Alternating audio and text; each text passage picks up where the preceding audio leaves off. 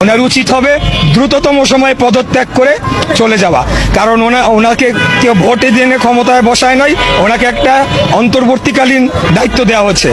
দখলদার চাঁদাবাজ মাফিয়া দলকে প্রতিষ্ঠিত হতে দেওয়া যাবে না। জাতীয়তাবাদী দলের বিএনপি যারা নেতাকর্মী এবং ভাইরা রয়েছে, আমরা দীর্ঘ লড়াই করে বিরোধী দলের থেকে জনগণের পাশে থেকে আমরা জীবনের ঝুঁকি নিয়ে আন্দোলন সংগ্রাম করে আজকের এই পর্যায়ে এসে পৌঁছেছি। এই যে বাংলাদেশের ছাত্র সমাজ একটি এত বড় আন্দোলন করেছে, একটি ফ্যাসিস্ট একটি সরকারের যে একটি পতন ঘটিয়েছে, বিএনপি নেতা কর্মীদের চেহারার বদল আমরা দেখতে পাচ্ছি। আওয়ামী প্রতিবাদের প্রতিধ্বনি তাদের কর্মকাণ্ডে আমরা শুনতে পাচ্ছি। আমরা এই কারণে করিনি যে একজন নির্যাতক চলে যাবে আর একজন নির্যাতক এসে সেই জায়গাটি নিবে, এটি আমরা আমাদের জায়গা থেকে কোনোদিনও মানব না। সম্মানিত ভিউয়ার্স, আসসালামু আলাইকুম ওয়া রাহমাতুল্লাহি ওয়া বারাকাতুহু। আপনাদের মাঝে নতুন একটি ভিডিও নিয়ে উপস্থিত হলাম। আপনারা সম্পূর্ণ ভিডিওটিকে দর্শকরা দেখবেন। দর্শক মণ্ডলী, আপনারা জানেন যে আমাদের বাংলাদেশে সরকার পতনের পর অন্তর্বর্তীকালী সরকার অনুষ্ঠিত হয়েছে। দর্শক মণ্ডলী, ইতিমধ্যে কিন্তু বিএনপিরা দেখছেন তারা নির্বাচনের দেওয়ার জন্য কিন্তু তারা খুব চেষ্টা চালিয়ে যাচ্ছেন, এবং ইতিমধ্যে আপনাদের দেখাবো যে বিএনপি নেতা ইশরাক তিনি প্রধান উপদেষ্টা ডক্টর মোহাম্মদ ইউনূসকে দ্রুত নির্বাচন দেওয়ার কথা বলছেন এবং তাকে পদত্যাগ করার কথা বলছেন। আসলে বিএনপি কেন এত দ্রুত নির্বাচন চাচ্ছে, এই বিষয় নিয়ে ভিপি নূর অনেক গুরুত্বপূর্ণ আলোচনা করেছেন এবং তিনি পাল্টাপাল্টি জবাব দিয়েছেন। দর্শক মণ্ডলী, সম্পূর্ণ ভিডিওটুকু দেখলে অবশ্যই বুঝতে পারবেন নির্বাচনে যাওয়ার জন্য বিএনপি কেন এত তাড়াহুড়ো করছে। অন্য যে দলগুলো আছে তারা কিন্তু নির্বাচনে যাওয়ার জন্য এতটা কিন্তু করছেন না। তারা চাচ্ছেন যে দেশটা সুন্দরভাবে গোছানো হোক, তারপরে নির্বাচন দেওয়া হোক। তাহলে এই বিষয় নিয়ে ডক্টর মোহাম্মদ ইউনূস তিনি কি বলছেন, সে বিষয়টুকু আপনারা এই ভিডিওর মধ্যে দেখতে পারবেন। দর্শক মণ্ডলী, তাহলে চলেন আমরা সম্পূর্ণ ভিডিওটুকু দর্শকরা দেখব। তার আগে আপনাদের অনুরোধ করতে চাই, আপনারা যারা এখনও পর্যন্ত আমাদের এই চ্যানেলটি সাবস্ক্রাইব করেননি তারা অবশ্যই আমার চ্যানেলটি সাবস্ক্রাইব করবেন, পাশে থাকা বেল আইকনটি অন করে দিবেন, এবং যারা ফেসবুক পেজ থেকে দেখছেন তারা পেজটি ফলো করে দেবেন, ভিডিওটি বেশি বেশি করে শেয়ার করবেন। তাহলে চলেন সম্পূর্ণ ভিডিওটি দর্শকরা দেখে আসি। সংগ্রাম, এত জীবন দান, এত আন্দোলনের পরে আমরা কি আওয়ামী লীগ যে অবস্থায় বাংলাদেশকে বিরাজনীতিকরণের দিকে নিয়ে গিয়েছিল, তার চেয়েও বড় স্বৈর শাসককে কি আমরা এনে ক্ষমতায় বসিয়েছি? অতএব এটাও জনগণ মানে না। আমার বিশ্বাস যে ছাত্র জনতা, বাংলাদেশের জনগণ ওনাকে প্রত্যাখ্যান করেছে। ওনার উচিত হবে দ্রুততম সময়ে পদত্যাগ করে চলে যাওয়া, কারণ ওনাকে কেউ ভোটে দিয়ে ক্ষমতায় বসায় নয়, ওনাকে একটা অন্তর্বর্তীকালীন দায়িত্ব দেওয়া হচ্ছে। একটি গুরুত্বপূর্ণ বিষয় নিয়ে আপনাদের সামনে কথা বলতে চাই। একটি বিষয় হচ্ছে যে আমরা দেখছি গতকালকে থেকে বাংলাদেশের বিভিন্ন জায়গায়, ঢাকা শহর থেকে শুরু করে বিভিন্ন অপ্রত্যাশিত ঘটনা ঘটছে, সহিংসতার ঘটনা আমরা শুনতে পাচ্ছি। আমরা আপনাদেরকে স্পষ্ট করে বলতে চাই, এই যে বাংলাদেশের ছাত্র সমাজ একটি এত বড় আন্দোলন করেছে, একটি ফ্যাসিস্ট একটি সরকারের যে একটি পতন ঘটিয়েছে, সেটি আমরা এই কারণে করিনি যে একজন নির্যাতক চলে যাবে আর একজন নির্যাতক এসে সেই জায়গাটি নিবে, এটি আমরা আমাদের জায়গা থেকে কোনোদিনও মানব না। বরং এই যে নির্যাতনের যে প্রসেসটি রয়েছে, যে সিস্টেমটি রয়েছে, এই সিস্টেমটি ছাত্র সমাজ বা বর্তমান বাংলাদেশের যে প্রজন্ম তারা চায় না। সেই নির্যাতনের সিস্টেমটি চেঞ্জ করার জন্য আমরা আমাদের এই আন্দোলনটি করেছি, এই অভ্যুত্থানটি ঘটিয়েছি পুরো বাংলাদেশের মানুষকে নিয়ে। সেই জায়গা থেকে বিভিন্ন রাজনৈতিক মতাদর্শ, সে বিরোধী মতাদর্শ হতে পারে, কিংবা বিভিন্ন যে রাজনৈতিক মতাদর্শে যা ছাত্র সংগঠন বিভিন্ন রয়েছে, তাদের কথা বিভিন্নভাবে শোনা যাচ্ছে যে তারা প্রতিহিংসার বশবর্তী হয়ে এই বিভিন্ন ভাঙচুরগুলো চালাচ্ছে।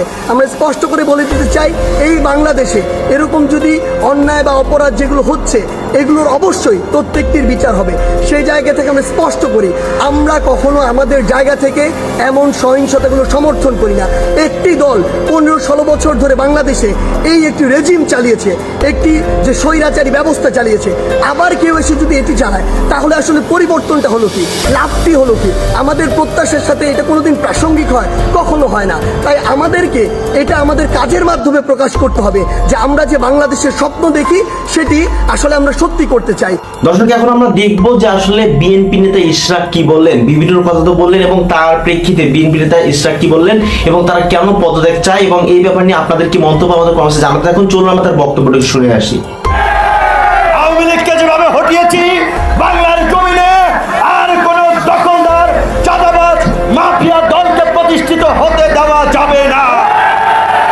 কোন দল যেন সংসদে এককভাবে গিয়ে মাতব্বরি করতে না পারে,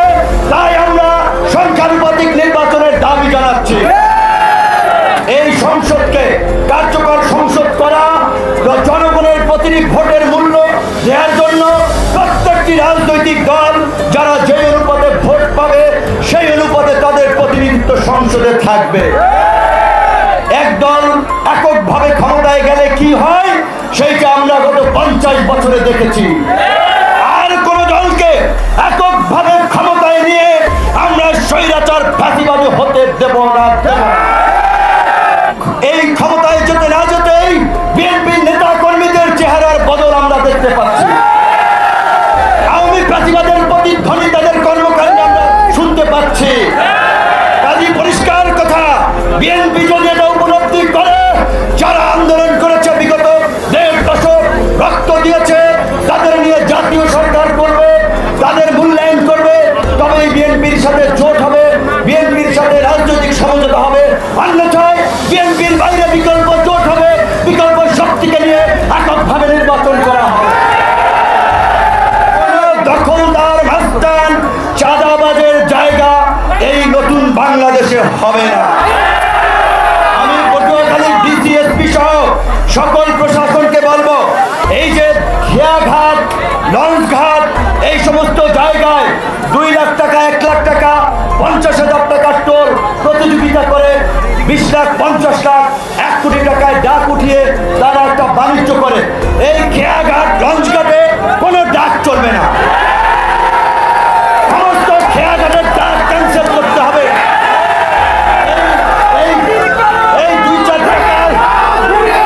এই 2-4 টাকায় সরকারের কোষাগারে কিচ্ছু আসে যায় না। এখন সরকার যে ট্যাক্স আইন করেছে, আমরা সবাই ট্যাক্স দেবো সরকারি কোষাগারে, আমরা সবাই ফান্ড দিয়ে সরকারকে সমৃদ্ধ করব।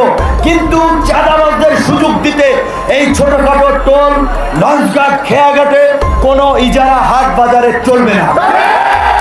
কারণ এই হাট বাজার, খেয়াঘাট, লঞ্চঘাটের ইজারাকে কেন্দ্র করেই এই চাঁদাবাজ, দখলদার, মাফিয়া বাহিনী তৈরি হয়।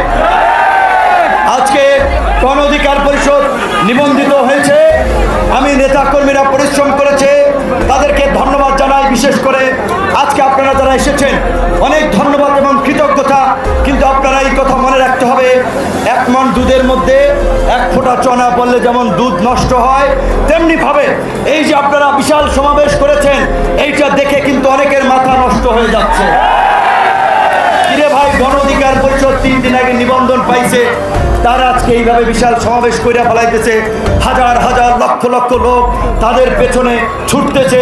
কাজেই আপনাদের মধ্যে রাজনৈতিক বোঝাপড়া এবং ঐক্যের খুবই প্রয়োজন। এত সময় ধরে আপনারা সম্পূর্ণ ভিডিওটি দর্শক করে দেখেছেন যে বিএনপি নেতা ইশরাক তিনি নির্বাচন দেওয়ার ব্যাপারে কি কথা বলছেন এবং ডক্টর ইউনূসকে পদত্যাগ করা নিয়ে কি কথা বলছেন এবং ভিপুনুর ও তিনি কি গুরুত্বপূর্ণ আলোচনা করেছেন এবং বিএনপিকে ইঙ্গিত দিয়ে তিনি কি কথা বলেছেন। দর্শক, আপনারা সম্পূর্ণ ভিডিওটুকু দেখে সম্পূর্ণ বিষয়টুকু ভালো বুঝতে পেরেছেন। তাহলে আজকের মতন ভিডিও এখানে শেষ করছি। সকলে ভালো থাকবেন, সুস্থ থাকবেন। আল্লাহ হাফেজ।